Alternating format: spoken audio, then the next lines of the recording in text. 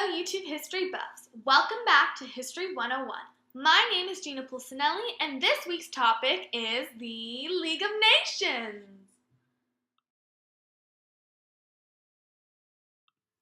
Many of you may be wondering, what was the League of Nations? Why was it created? Was it successful?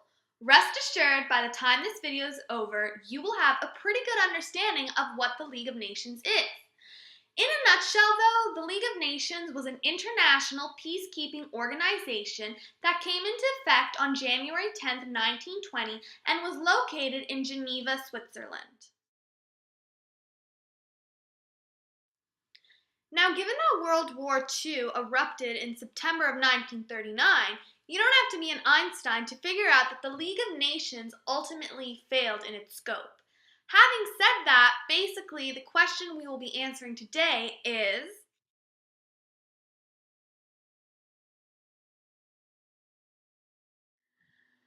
okay, so I'm going to break this down for you very simply. In order to understand it all, we need to examine the historical thinking concept of cause and consequence. First off, why was the League of Nations created? Check this out.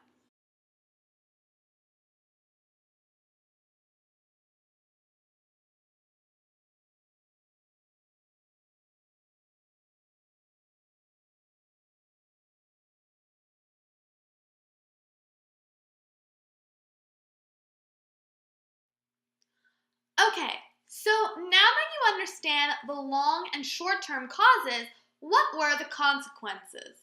Well, let's first start off with the short-term consequences, or what I like to call the intended consequences. Basically, the aims of the League of Nations.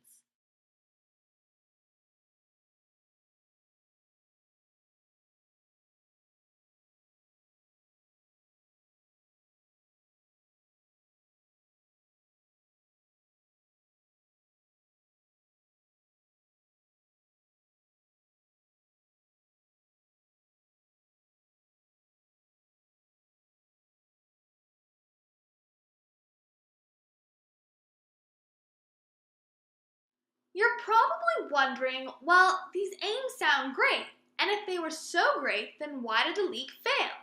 In order to answer that, we need to dig a little deeper and examine the long-term consequences, but in order to do that, we need to back up a bit and talk about the Treaty of Versailles, which included the Covenant for the League of Nations.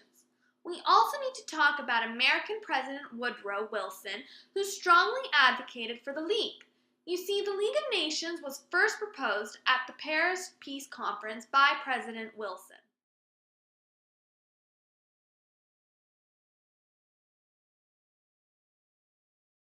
So, what happened to the United States then? Well, U.S. Republicans supported isolationism and didn't want to be drawn into future European conflicts, so they voted against it. As a result, the U.S. never signed the Treaty of Versailles and therefore never joined the League of Nations.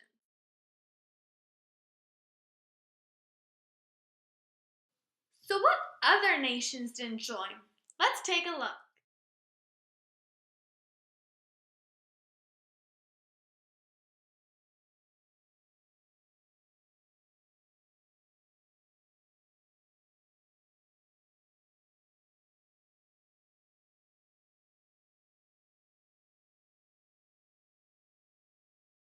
So now that we know that the US, Germany, and Russia were not part of the League of Nations from the beginning, what major powers were part of it? That's simple. Britain, France, Japan, and Italy. Basically the victors of World War I, along with many other nations. Okay, so you're probably wondering, how was the League organized? Let's take a look.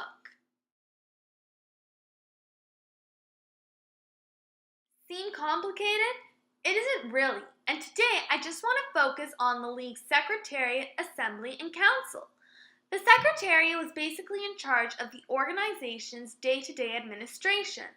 The Assembly, on the other hand, met on a yearly basis and was made up of all participating members. Think of it like a parliament. It gave all members the equal opportunity to be heard.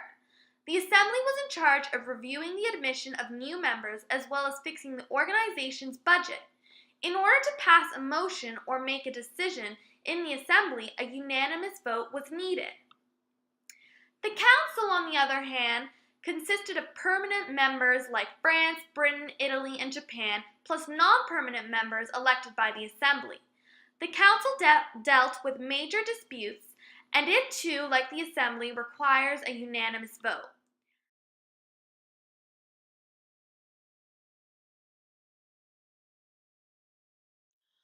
Okay, so now that we know that the League's organization or structure was flawed with delays, let's see how the League of Nations dealt with disputes.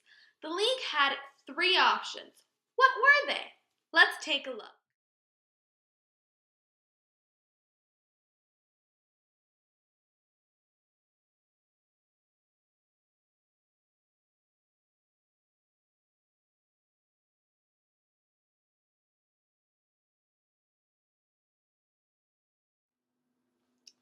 Alright, so what did this all mean?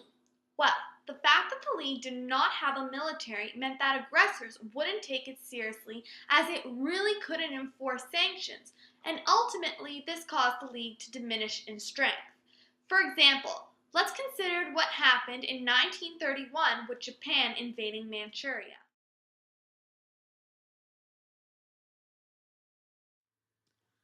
That's right, you heard me correctly. One of the League's own major powers, Japan, invaded the northern Chinese province of Manchuria.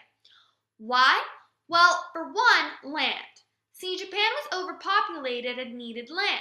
And two, the Depression meant that the times were tough and nations were struggling economically, and while Manchuria was rich in minerals, forestry, and agricultural land. So what did the League do to Japan? Nothing much. You see, Japan was the most powerful in the Far East, and because of the Depression, nations did not want to risk not trading with Japan, so the League didn't really impose any economic sanctions.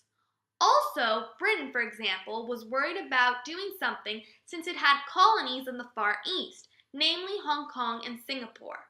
So Britain seemed more concerned about its own affairs than those of the League.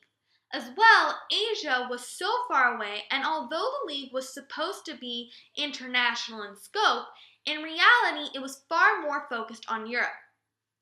As a result, the only thing that the League did to show support for China was to not recognize the new government of Manchuria. This angered Japan, and it simply withdrew from the League, making the League less powerful. The League's mistake of not using sanctions effectively was repeated with Italy, another major power of the League, when in 1935 it invaded Ethiopia.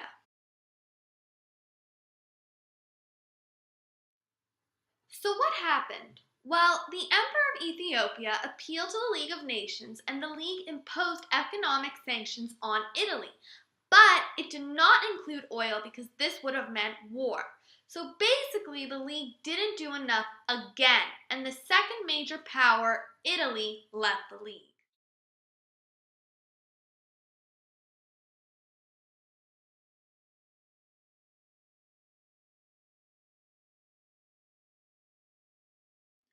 So there you have it. The rest is pretty much history, with Britain and France declaring war on Germany on September 3rd, 1939. So, despite its intention to be an international peacekeeping organization, the League of Nations failed to prevent World War II, and ultimately in 1945 it was replaced by the United Nations. Thanks again, guys, for watching, and I'll see you next week with another video.